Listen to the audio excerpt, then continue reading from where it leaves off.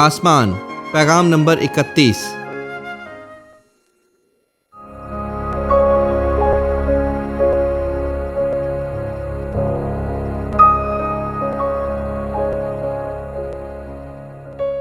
پہلا کرنتھیوں 9 باب 25 آیت۔ ہر پہلوان سب طرح کا پرہیز کرتا ہے۔ وہ لوگ مرجھانے والا صحرا پانے کے لیے یہ کرتے ہیں، مگر ہم اس صحرے کے لیے کرتے ہیں جو نہیں مرجھاتا۔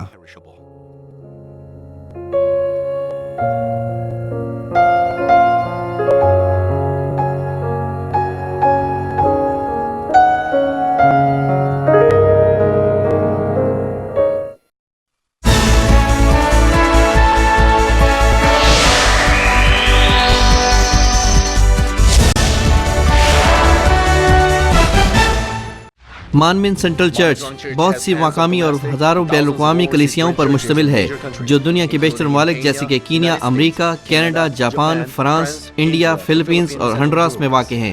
ریورنڈ ڈاکٹر جے روکلی نے پوری دنیا کے ممالک میں کروسیڈز کیے ہیں، جن میں Uganda, Kenya, Japan, Pakistan, Philippines, Honduras, India, روس، جرمنی، پیرو، کانگو اور نیو یارک امریکہ شامل ہیں۔ حالیہ کروسیڈ جو کہ Madison Square Garden New York میں ہوا، جسے 200 سے زائد ممالک میں سیٹلائٹ کے ذریعے سے براہ راست نشر کیا گیا، ان کی روحانی شفائیہ عبادات کو دنیا بھر میں مختلف نشریاتی ذرائع سے، جن میں سیٹلائٹ ٹی وی، ریڈیو اور انٹرنیٹ سے نشر کیا گیا۔ سن 2000 میں یوگینڈا میں منعقدہ انجیل مقدس کروسیڈ کو CNN پر دکھایا گیا اور ان کامیاب کروسیڈز کی بنیاد پر انہیں بیداری کا عالمگیر رہنما کہا گیا۔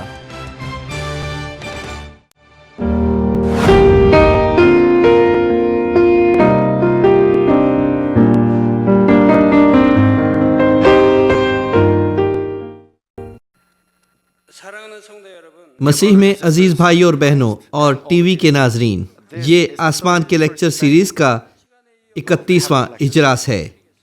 گزشتہ سے شروع کرتے ہوئے میں آپ سے آسمان کی پہلی سلطنت کی بابت بات کروں گا۔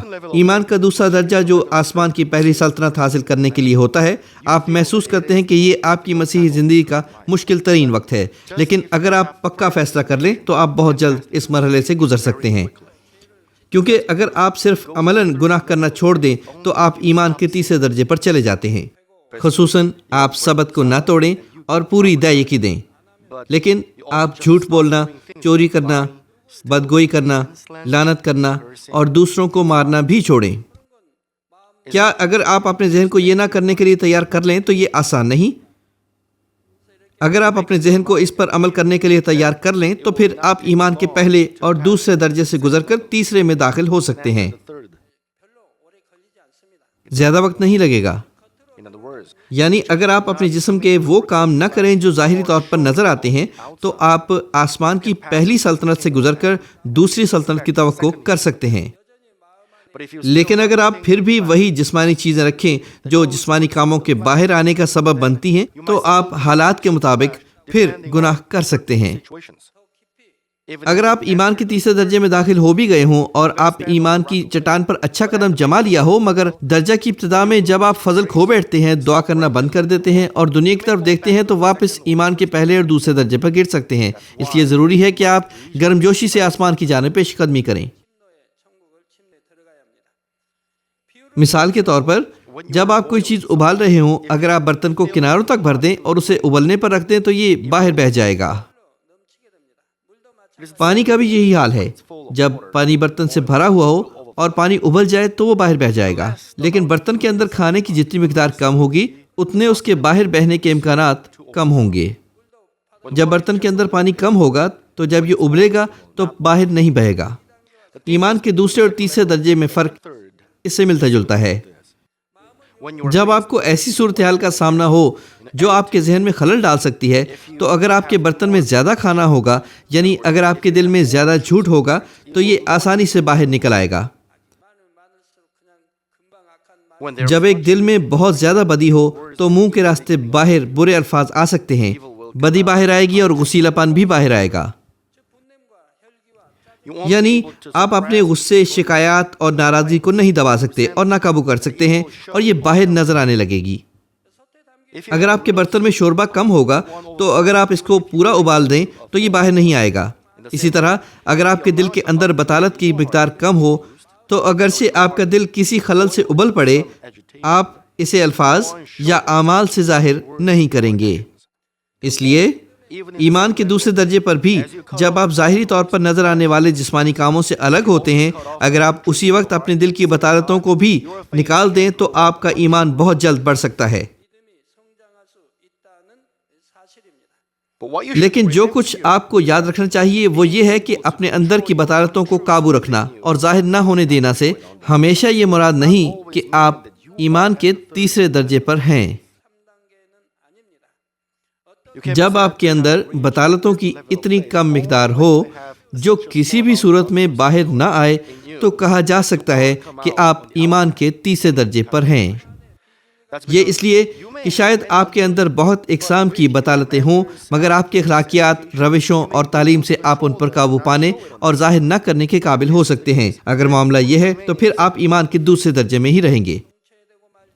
اس وقت جس خاتون کا میں آپ کو تعارف کروانے جا رہا ہوں اس کا معاملہ اسی قسم کا ہے، جہاں وہ بہت دیر سے مسیحی ہو چکی ہوئی تھی لیکن آسمان کی صرف پہلی سلطنت میں گئی۔ میں آپ پر زور دیتا ہوں کہ کلام مقدس کو اپنی زندگی اور قوت بنائیں اور پیغام کو غور سے سنیں اور چیک کریں کہ آپ کہیں اس قسم کے طبقے سے تعلق تو نہیں رکھتے۔ میں خداوند کے نام میں دعا کرتا ہوں کہ آپ ایسا کرنے سے آسمان کے بہتر رہائشی علاقوں پر قبضہ کر لیں گے۔ مسیح میں عزیز بھائی اور بہنوں، آسمان کی پہلی سلطنت میں جانے کے لیے دوسرے درجے کا مطلوبہ ایمان خدا کے کلام کے ساتھ عملاً کوشش کرنے کا درجہ ہے۔ مگر اس صورتحال میں جو آپ کے دل میں خلل ڈالتی ہے، آپ اپنے ذہن پر قابو نہیں پا سکتے اور اکثر اوقات آپ اپنی باتوں یا اعمال سے اپنے دل کے جھوٹ کو باہر لے آتے ہیں۔ لیکن وہ جو خدا کے کلام پر عمل کرنے کا معمولی سا ایمان لا چکے تھے، جب انہوں نے خدا کے کلام کے ساتھ عمل نہ کیا ہوگا تو اپنے دل میں افسوس اور مصیبت محسوس کریں گے۔ لیکن کچھ لوگ صرف اس وقت اچھا محسوس کرتے ہیں جب الفاظ اور اعمال کے ساتھ اپنے مشتعل جھوٹوں کو ظاہر کرتے ہیں۔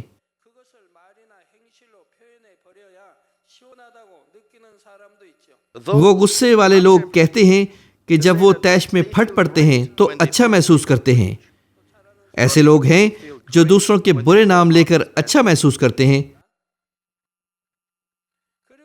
بعض اوقات وہ خود کو درست قرار دیتے ہوئے کہتے ہیں کہ وہ ایسا کیے بنا نہیں رہ سکتے کیونکہ دوسرا شخص ایسا عمل کر رہا تھا، یا وہ یہ کہہ کر بہانے بناتے ہیں کہ انہیں صورتحال کے باعث یہ کرنا تھا۔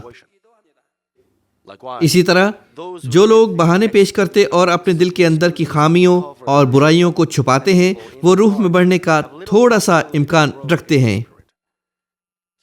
وہ اپنی تلاش نہیں کر سکتے کیونکہ وہ ہمیشہ خود کو درست قرار دیتے ہیں۔ وہ توبہ کی اور واپس آنے کی کوشش نہیں کرتے۔ وہ دوسروں کی نشاندہی کو قبول نہیں کرتے۔ اگر آپ دوسروں کی ہوئی نشاندہی کو قبول کرنا پسند نہیں کرتے تو پھر آپ ضرور مڑ کر دیکھیں، ضرور اپنا موازنہ کریں۔ لیکن اگرچہ ابھی آپ خدا کے کلام کے ساتھ نہیں رہ رہے، اگر آپ بہانے نہ بنائیں اور دوسرے لوگوں پر دوش نہ دیں بلکہ اپنے دل سے اپنے نقص کی شناخت کریں اور اسے اپنے ذہن میں رکھیں تو آپ اپنے ذہن کو زیادہ سے زیادہ قابو میں رکھنے کے قابل ہو جائیں گے۔ اس کا مطلب ہے کہ آپ روح میں ترقی کرنے کی جانب جا رہے ہیں۔ جب آپ کوشش اور دعا کرتے ہیں اور اپنے دل سے حقیقتاً برائی کو نکالتے ہیں تو آپ کے دل میں سے خلل کی کثرت اور قد و قامت کم ہو جائے گی، پس نتیجتاً آپ کو کوئی چیز برداشت نہیں کرنی پڑے گی۔ جب تمام برائی نکل جاتی ہے تو برداشت کی ضرورت نہیں رہتی۔ لیکن اگرچہ آپ بہت لمبے عرصے سے مسیحی ہو چکے تھے، آپ ایمان کے دوسرے درجے پر رکے رہے ہیں۔ زیادہ تر معاملات میں وہ اپنے دل سے اپنی خامیوں کو شناخت نہیں کرتے۔ عزیز بھائیوں اور بہنوں، پہلے جس سے میں آپ کو متعارف کروانے جا رہا ہوں وہ سینئر ڈیکنس ہیں جس نے بڑھاپے میں وفات پائی۔ اس نے بہت عرصے تک خدا کا کلام سنا اور کہتی تھی کہ وہ خداوند اور چوپان سے پیار کرتی ہے، مگر اس کے دل نے اس سچائی کے ساتھ اصلاح نہیں پائی تھی جو خدا چاہتا تھا۔ جو چوپان کی کمی بہت محسوس کرتی تھی، وہ چوپان کو دیکھنے کے لیے تردد میں رہتی تھی۔ وہ اپنی طرف سے تو خدا کی بادشاہی کے لیے ایمانداری سے کام کرتی تھی، لیکن خدا کے سامنے یہ مکمل ایمانداری نہ تھی۔ پھر اگرچہ اس نے بڑے بڑے جسمانی کام نہ کیے، وہ صرف آسمان کی پہلی سلطنت میں ہی کیوں گئی؟ میں نے پیغام کی ابتدا میں کہا تھا کہ اگر آپ اپنے دل کے اندر کی برائی ظاہر نہ بھی کریں، ہمیشہ اس کا مطلب یہ نہیں ہوتا کہ آپ ایمان کے تیسرے درجے پر ہیں۔ اگر آپ 10 یا 20 سال سے زیادہ عرصے سے بھی مسیحی رہ چکے ہیں، تو اگر آپ اپنے اندر کی بطالتوں کو خارج نہ کریں اور اپنے اندر ہی رکھیں تو آپ کا ایمان نہیں بڑھے گا۔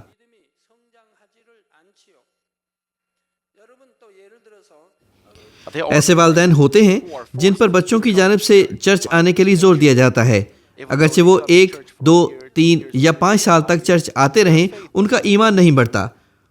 وہ خداوند کے دن کو پاک نہیں رکھتے، وہ پوری دیکی نہیں دیتے، اگرچہ خدا کا کلام سنتے ہیں، وہ کوئی فضل حاصل نہیں کرتے۔ روحانی ایمان خدا کی طرف سے آسمان سے دیا جاتا ہے، چونکہ خدا ان کو یہ نہیں دیتا، ان کا ایمان نہیں بڑھتا۔ اب جب وہ کسی بیماری سے متاثر ہوتے ہیں یا ان کو کوئی بیماری لگتی ہے، وہ بیمار ہو جاتے ہیں، چونکہ وہ ایمان نہیں رکھتے، وہ ہسپتال جاتے ہیں، بعد میں ان کا آپریشن ہو جاتا ہے، اگر نتیجہ ٹھیک ہو تو تندرست ہو سکتے ہیں، لیکن آپریشن کا نتیجہ اچھا کیوں نہیں ہوتا؟ وہ بہت سے بعد کے اثرات میں مبتلا ہو جاتے ہیں، وہ ہسپتال پر انحصار کرتے ہوئے ہسپتال میں مہینے گزار دیتے ہیں۔ پھر جب ہسپتال کہتا ہے کہ ان کے بچنے کا کوئی امکان نہیں، تو وہ میرے پاس آ کر کہتے ہیں کہ سینئر پاسٹر، میں ایمان کے ساتھ آپ سے دعا لوں گا۔ یہ کس طرح کا سچا ایمان ہو سکتا ہے؟ چونکہ ان کو ہسپتال سے موت کا پیغام ملتا ہے، تو جیسے ڈوبتے کو تنکر کا سہارا ہوتا ہے، وہ میرے پاس دعا کروانے آتے ہیں۔ وہ ایمان سے میرے پاس نہیں آتے، خدا اس کو ایمان نہیں سمجھتا۔ وہ صرف اپنے ہونٹوں سے ایمان کا اقرار کرتے ہیں، یہ صرف ایک معلومات ہے۔ جب وہ سچائی کے کلام کو گرمجوشی سے سنتے ہیں، برائی کو چھوڑتے ہیں اور کلام پر عمل کرتے ہیں، تو ایمان مل سکتا ہے۔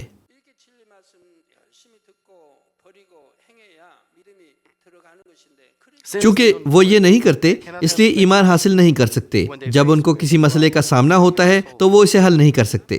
کوئی بات نہیں کہ آپ کون ہیں، صرف اس وقت جب آپ خدا کے کلام کو تھام لیتے ہیں اور اس کے ساتھ دعا کرتے ہیں، اپنے دل سے جھوٹ کو خارج کرتے ہیں اور ایماندار دل رکھتے ہیں، تو آپ کا ایمان اس اندازے سے بڑھ سکتا ہے۔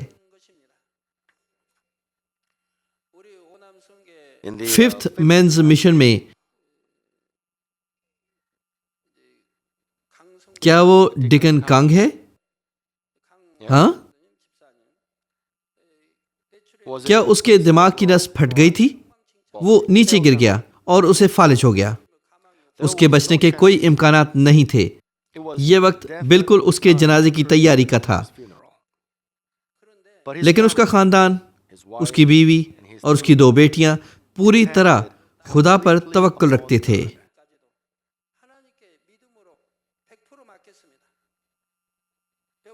ہسپتال والے اسے لے جانے کی اجازت نہیں دیتے تھے، مگر انہوں نے 100% خدا پر چھوڑ دیا۔ پھر وہ میرے پاس آئے اور مجھ سے دعا کروائی، ایک بار جمعہ کے دن اور ایک بار دوبارہ اتوار کے دن۔ انہوں نے مجھ سے دعا کروائی، پھر خدا نے اسے شفا بخش دی اور وہ ایک صحت مند آدمی کی طرح ہو گیا۔ میرا خیال ہے کہ وہ پہلے سے تندرست ہے۔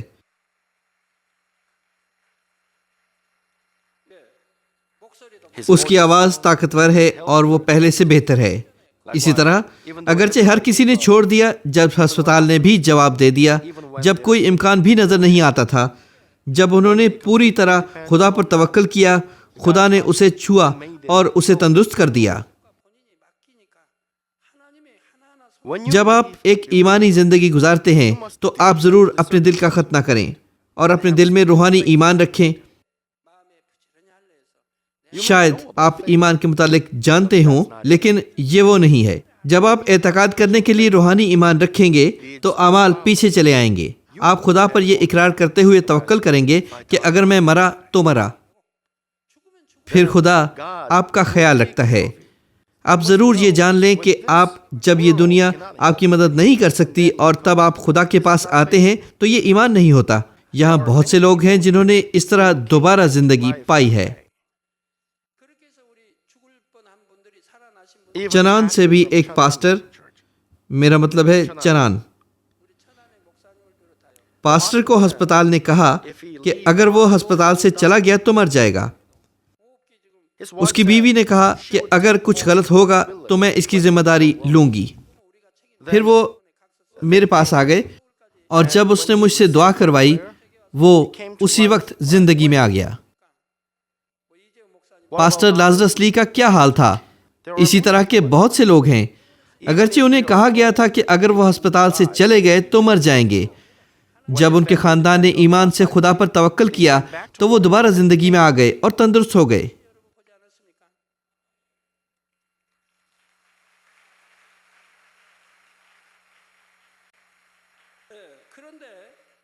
یہ مذکورہ ڈیکنس ایک لمبے عرصے سے مسیحی ہو چکی تھی، مگر خدا کے انصاف کے مطابق اس کے دل کے اندر اصلاح پائی ہوئی روح کی پیمائش آسمان کی پہلی سلطنت حاصل کرنے کے لیے کافی نہیں تھی.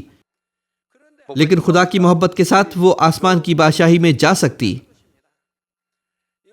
جب اس کی روح اس کے بدن سے نکلی تو اسے بڑے واضح طور پر اس کی سمجھ آ گئی. خدا نے مجھے بتایا کہ اس نے بڑی پریشانی محسوس کی اور اس کے ساتھ ساتھ وہ بہت شکر گزار تھی کہ وہ آسمان کی پہلی سلطنت میں جا سکی.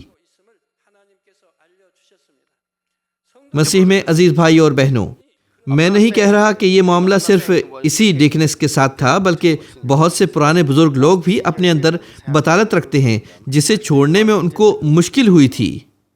یہ خفا ہونا ہے، اور اس ایک جھوٹ میں سے جو خفگی کہلاتا ہے کتنی اور برائیاں نکلیں. عام طور پر خفگی اس وقت اٹھتی ہے جب کوئی محسوس کرتا ہے کہ جو کچھ اس نے کیا اس کے لیے اس کی کوئی پہچان نہیں یا اسے اس کا اجر نہیں ملا. اگرچہ وہ یہ بھی سوچتا ہے کہ دوسرے لوگ اس کے ذہن کو نہیں سمجھتے تو وہ کئی قسم کی خفگی رکھ سکتا ہے. بطور والدین، کیا آپ اپنے بچوں کی وجہ سے کوئی خفگی رکھتے ہیں؟ کیا آپ رکھتے ہیں؟ ایسے بہت سے ہیں. بعض اوقات آپ کو بچے خفا کر دیتے ہیں. کیا میں ٹھیک کہہ رہا ہوں؟ چونکہ آپ نے اپنے بچوں کو جنم دیا اور ان کے بڑے ہونے تک ماں باپ ان کی پرورش کے لیے سخت محنت کرتے ہیں، لیکن اگر ان کو بچوں کی طرف سے وہ اجر نہ ملے جس کا انہوں نے سوچا ہو تو ان کو مایوسی اور خفگی ہوتی ہے، اور ہو سکتا ہے کہ وہ شکایتی الفاظ بھی بولیں. وہ اپنے بچوں کی طرف سے ایک لفظ کے ساتھ بھی بیزار یا ناراض بھی ہو جاتے ہیں، یہ سوچ کر کہ میں نے تمہیں پالنے کے لیے بہت محنت کی اور تم نے ایسی بات کرنے میں جرت کیسے کی؟ آپ یہ سوچ کر اداس بھی ہو سکتے ہیں کہ میں نے ان کی پرورش کے لیے بڑی محنت کی اور اب یہ سب بیکار ہے، اور اپنی خوشی اور شکر گزاری کو چھوڑ دیتے ہیں. والدین، کیا آپ اس طرح کے نہیں ہو جاتے؟ مگر آپ کو نہیں ہونا چاہیے. جب آپ اپنے بچوں کی وجہ سے خفگی محسوس کرتے ہیں تو بچوں کے پاس بھی کوئی وجہ ہو سکتی ہے. جب میں بڑا ہو رہا تھا مجھ پر مشکل وقت رہا. پڑھنے کی وجہ سے میں نے موج مستی نہیں کی، چونکہ آپ بار بار مجھے پڑھو پڑھو کہتے رہتے تھے. اسکول سے گھر آنے کے بعد مجھے ٹیوشن پڑھنے کے لیے جانا پڑتا تھا. میں تھکا ہوتا تھا. میں اس لیے پڑھتا تھا کہ آپ مجھے پڑھنے کے لیے کہتے اور مجھ پر زور دیتے تھے.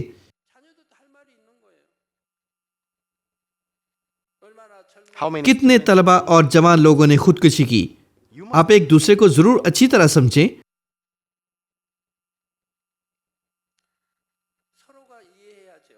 آپ ایسا نہ کہیں کہ ان کی پرورش میں آپ کو مشکل پیش آئی. کیا آپ یہ نہیں کہہ سکتے کہ آپ مشکور ہیں؟ کیا آپ یہ نہیں کہہ سکتے کہ آپ شکر گزار ہیں کہ آپ کے بچے اچھی طرح بڑے ہو گئے؟ اگر آپ خود کو تھوڑا سا بھی ایک دوسرے کے سپورٹ کر دیں تو آپ ایک خوشگوار رشتہ رکھ سکتے ہیں.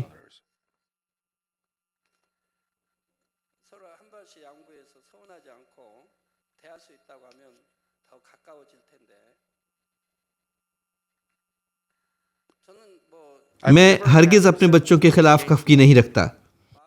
میری بیوی،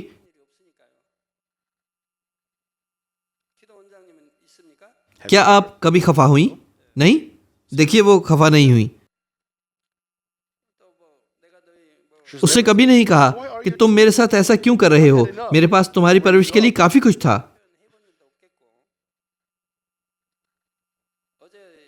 کل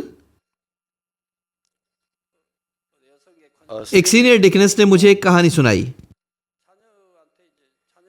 اس کے بچے اچھا خاصا کماتے ہیں اور وہ اسے ایک مخصوص رقم دیتے ہیں، لیکن وہ سوچتی ہے کہ اتنا کافی نہیں۔ اس نے انہیں کہا کہ میں تمہیں کئی ہزار ڈالر دیے مگر اب مجھے افسوس ہے۔ اسے ایسا کیوں کہنا پڑا؟ اس کے بچے اسے اچھی خاصی رقم دیتے ہیں، وہ اسے ہدیہ جات ادا کرنے کے لیے بھی پیسے دیتے ہیں۔ وہ اسے تب بھی کچھ دیتے تھے جب وہ سینئر ڈیکنس کے عہدے پر نئی تھی۔ اس نے مجھ سے کہا، میرے بیٹے نے کہا کہ میرے اور آپ کے پیسوں میں فرق نہیں۔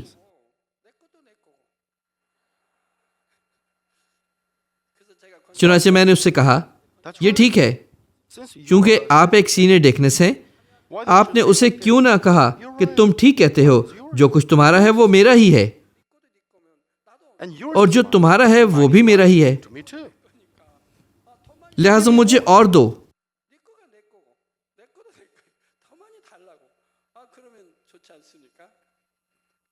پھر وہ جب اس طرح بات کریں تو ہنسیں گے۔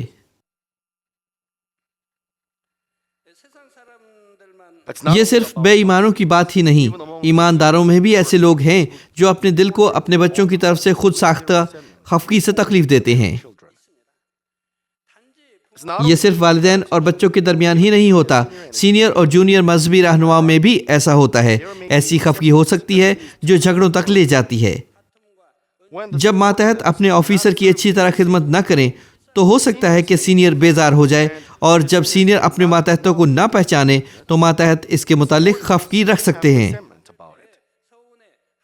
اگر اس قسم کی خفگی ایک یا دو بار ظاہر ہو تو یہ شکایتی الفاظ میں باہر آ سکتی ہے، اور شاید آپ دوسروں کی خامیوں کو بڑھا چڑھا کر بیان کر دیں۔ یہ بہت سی برائیوں کے طور پر بھی باہر آ سکتی ہیں۔ میاں بیوی میں بھی ایسا ہی ہوتا ہے۔ بیوی کہتی ہے، خدا کے لیے کام کرنے کے ساتھ ساتھ میں اپنے خاندان کی دیکھ بھال بھی گرمجوشی سے کرتی ہوں، مگر میرا شوہر مجھے نہیں سمجھتا۔ وہ گاہے بگاہے ناراض ہو جاتا ہے۔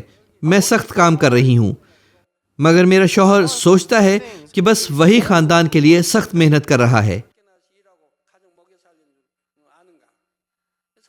پھر بیوی خفا ہو جاتی ہے اور وہ اپنے شوہر میں دلچسپی کم کر دیتی ہے۔ وہ ایک دوسرے کے دل کو توڑتے ہیں۔ جب بیوی توبہ کی بجائے ایسی ہو جاتی ہے تو شوہر بھی ایسا ہی کرتا ہے۔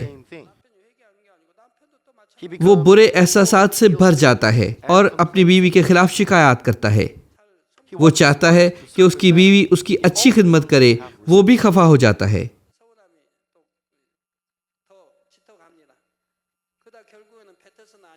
تب وہ ایک دوسرے کے حق میں ایسی ایسی باتیں کرتے ہیں جو انہیں ہرگز نہیں کرنی چاہیے۔ وہ طلاق مانگتے ہیں۔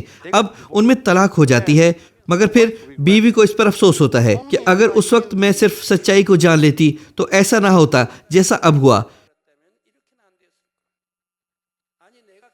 کیا تھا اگر میں حلیم ہو جاتی اور اپنے شوہر کی اچھی خدمت کرتی؟ اپنے شوہر پر الزام لگانے کی بجائے اگر میں الزام خود پر لے لیتی اور اس کی اچھی خدمت کرتی تو ایسا نہ ہوتا۔ بیوی اس پر افسوس کرتی ہے اور میرے پاس دعا کروانے کے لیے آتی ہے۔ اب کیا آپ علیحدہ ہونے کے بعد اپنی بیوی یا اپنے شوہر کی کمی محسوس کرتے ہیں؟ بعض اوقات وہ اپنے بچوں کی کمی بہت زیادہ محسوس کرتے ہیں۔ ایسے لوگ ہیں جو اس طرح افسوس کرتے ہیں۔ جب خفگی بڑھ جائے گی تو یہ ایک روگ کی طرح ہو جائے گی۔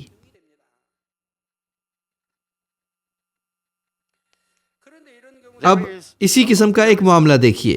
آپ کچھ ناراضگیاں رکھتے ہیں اس لیے کہ آپ محسوس کرتے ہیں کہ آپ کے ساتھ اچھا سلوک نہیں ہو رہا۔ آپ اسے براہ راست ظاہر نہیں کرتے بلکہ آپ اسے اسی طرح سے طریقے سے بالواسطہ طور پر ظاہر کرتے ہیں۔ آپ کہتے ہیں کہ آپ کے ماتحت یا جونیئر درست طور پر کام نہیں کر رہے، تو بحیثیت سینئر آپ کا اس شخص کو سختی سے ڈانٹنا آپ کی ذمہ داری ہے۔ اس معاملے میں یہ خود آپ کے اپنے لیے اور حلقہ احباب کے لوگوں کے لیے بہت واضح ہے کہ جب آپ کوئی ایسی بات محسوس کرتے ہیں تو آپ میں کمزور محسوسات ہیں یا نہیں.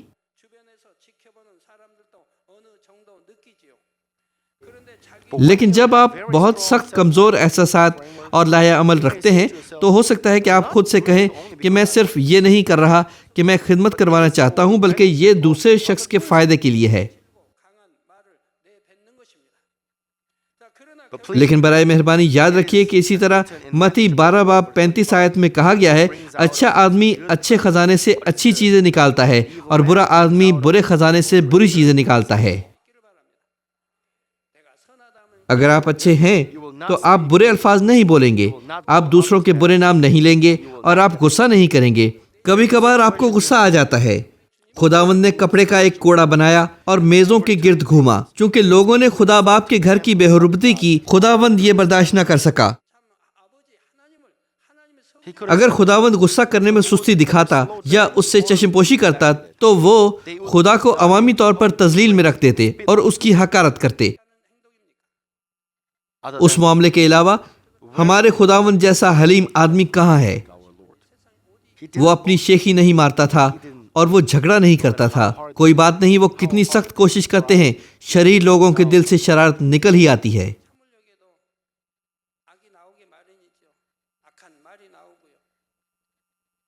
مسیح میں عزیز بھائی اور بہنوں, میں آپ کو ایک اور ایلڈر سے متعارف کراؤں گا.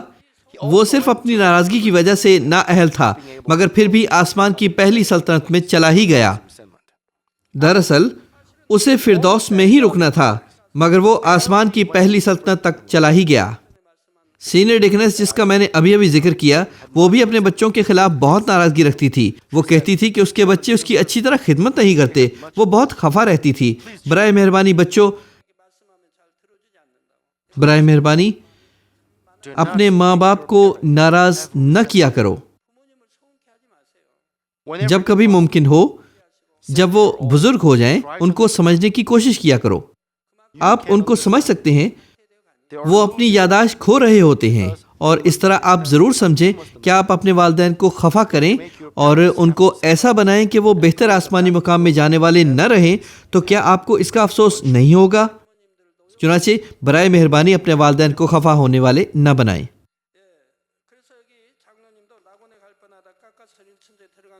وہ آسمان کی پہلی سلطنت میں گیا. یہ اس لیے ہوا کہ وہ چوپان کے خلاف ناراضگی رکھتا تھا جس نے اس کی رہنمائی روح اور آسمان کے بہترین رہائشی مقام کی طرف کی تھی. اگر آپ خدا کے اس خادم کے خلاف ناراضگی یا شکایت رکھیں جس کو خدا کی قوت ملی ہو, تو یہ عین خدا کے خلاف شکایت کرنا ہے.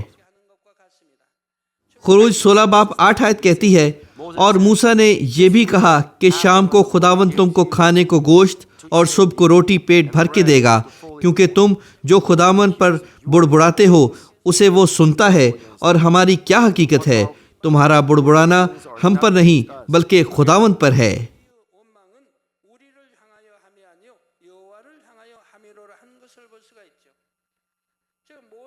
جب وہ موسیٰ کے خلاف بڑبڑائے تو دراصل وہ خدا کے خلاف بڑبڑائے.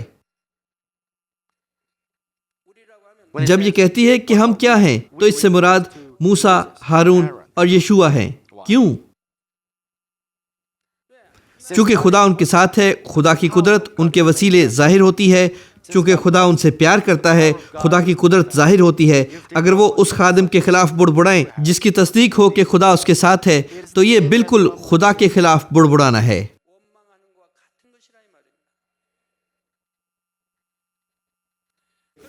تو پھر یہ شخص اپنے چوپان کے خلاف خفگی کیوں رکھتا تھا, اور یہ خدا کی نظر میں درست کیوں نہیں تھا؟ ایک شخص کی مثال کے ذریعے مجھے امید ہے کہ آپ تمام ممبران اور خاص کر وہ جو استاد کی حیثیت میں ہو دوبارہ سمجھ لو گے. پہلے میں آپ کو بہتر فہم کے لیے بائبل مقدس میں سے ایک مثال دیتا ہوں. یونا کی کتاب میں خدا نے یونا کو بتایا کہ اعلان کرے کہ نینوا شہر تباہ ہونے والا ہے. نینوا شہر اسرائیل کے دشمن ملک آسور کا دارالحکومت تھا. بس یونا اپنے دل کے ایک کونے میں چاہتا تھا کہ نینوا خدا کے کہے کے مطابق تباہ ہو جائے. اسے چاہیے تھا کہ فوراً نینوا چلا جائے اور وہاں جا کر تباہی کا اعلان کرے، مگر وہ ترسیس کو بھاگ گیا۔ اس نے ایسا کیوں کیا؟ کیونکہ یونا ایک نبی تھا۔ وہ پہلے ہی جانتا تھا کہ اگر نینوا کے لوگوں کو خدا کی تنبیہ ملی تو وہ توبہ کر لیں گے اور خدا انہیں سزا نہیں دے گا۔ وہ ایک نبی تھا جو خدا کے دل کو جانتا تھا۔ جب یونا بھاگ رہا تھا تو اسے سمندر میں پھینک دیا گیا، مگر خدا نے اسے ایک اور موقع بخشا۔ آخرکار وہ نینوا شہر میں گیا اور اعلان کیا۔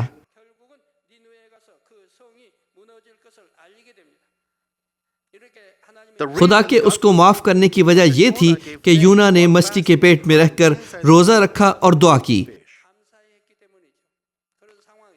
اس نے ان حالات میں توبہ کی۔ مجھے معلوم نہیں کہ اس نے روزہ رکھا تھا یا نہیں رکھا تھا۔ کیا یہ بات فطری نہیں کہ اگر آپ 3 دن تک مچھلی کے پیٹ میں رہیں تو آپ روزہ نہ رکھتے ہوں مگر رکھ لیں؟ بہرحال اس نے شکر ادا کیا اور اپنے دل کی گہرائی سے توبہ کی۔ پھر نینوا شہر کے لوگوں نے ہی نہیں بلکہ ان کے بادشاہ اور وزراء نے بھی توبہ کی۔ انہوں نے اپنے جانوروں کو بھی فاقہ کروایا۔ یونا 3 باب 10 آیت کہتی ہے، جب خدا نے ان کی یہ حالت دیکھی کہ وہ اپنی اپنی بری روش سے باز آئے۔ دوسرے الفاظ میں، اگر خدا کہتا بھی ہے کہ قہر نازل کرنے کو ہے، تو اگر لوگ توبہ میں اپنے دلوں کو پھاڑیں اور بدی سے باز آئیں تو وہ خدا کا رحم اور معافی حاصل کریں گے، اور خدا آنے والی آفت کو ٹال دیتا ہے اور آفت آنے نہیں دیتا۔ دوسرے الفاظ میں، اگر خدا کہتا بھی ہے کہ قہر نازل کرنے کو ہے، تو اگر لوگ توبہ میں اپنے دلوں کو پھاڑیں اور بدی سے باز آئیں تو وہ خدا کا رحم اور معافی حاصل کریں گے۔ لیکن چاہیے یہ کہ اس پر مخلص اور سچے اعمال سے عمل کیا جائے۔ اب بادشاہ بت پرست تھا، مگر بادشاہ اور اس کے وزراء نے اپنے لوگوں اور جانوروں سمیت روزہ رکھا اور ٹاٹ اوڑھا۔ اس لیے جب خدا نے یہ دیکھا تو اس نے اپنا ارادہ بدل دیا اور اس نے رحم کیا اور قہر نازل نہ کیا۔ تمام وزراء اور بادشاہ سب نے ایسا ہی کیا۔ آپ کے ساتھ بھی ایسا ہی ہے۔ ہم کہتے ہیں کہ آپ کے خاندان کا کوئی ایک فرد دماغی مرض میں مبتلا ہے جو دعائیں کروانے کے بعد بھی ٹھیک نہیں ہوا۔ مریض اور خاندان کے تمام افراد، والدین اور بچے سب مل کر اپنے دل کی گہرائی سے توبہ کریں، پھر وہ خدا کو خوش کر سکتے ہیں اور وہ جواب حاصل کر سکتے ہیں۔ لیکن ایسے چند خاندان ہوا کرتے ہیں، بادشاہ، تمام لوگ، تمام وزراء اور تمام جانوروں نے روزہ رکھا اور ٹاٹ اوڑھ لیا اور خاک پر بیٹھ گئے اور توبہ میں اپنے دلوں کو پھاڑا۔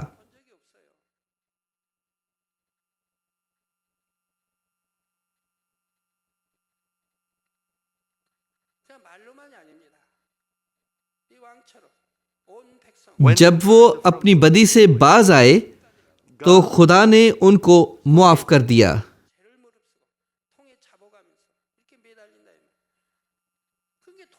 خدا باپ نے انہیں معاف کر دیا۔ یہ ہمیں اچھی طرح دکھاتا ہے کہ بت پرست بھی جب توبہ کرتے اور پوری طرح اپنی بدی سے باز آتے ہیں تو خدا اپنا ترس دکھاتا ہے اور جو سزا وہ دینے والا ہوتا ہے اسے روک دیتا ہے۔ لیکن پھر خدا کا یہ کام دیکھنے کے بعد یونا نے کیا کیا؟ یونا 4 باب 1 سے 3 آیات کہتی ہیں، لیکن یونا اس سے نہایت ناخوش ہوا اور اس نے خداوند سے یوں دعا کی کہ اے خداوند، جب میں اپنے وطن ہی میں تھا اور ترسیس کو بھاگنے والا تھا تو کیا میں نے یہی نہ کہا تھا؟ وہ کہہ رہا ہے کہ میں جانتا تھا کہ اہلیان نینوا توبہ کر لیں گے اور باز آ جائیں گے اور پھر خدا ان پر قہر نازل نہیں کرے گا، اور وہ یہ کہہ کر ایک بہانہ بنا رہا ہے کہ نینوا تباہ ہونے والا تھا اور اس لیے وہ وہاں سے بھاگ گیا۔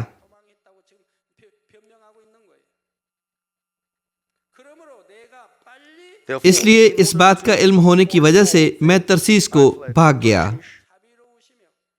میں جانتا تھا کہ تو رحیم اور کریم ہے۔ اس نقطے پر وہ یہ کیوں کہہ رہا ہے کہ قہر کرنے میں دھیما اور شفقت اور راستی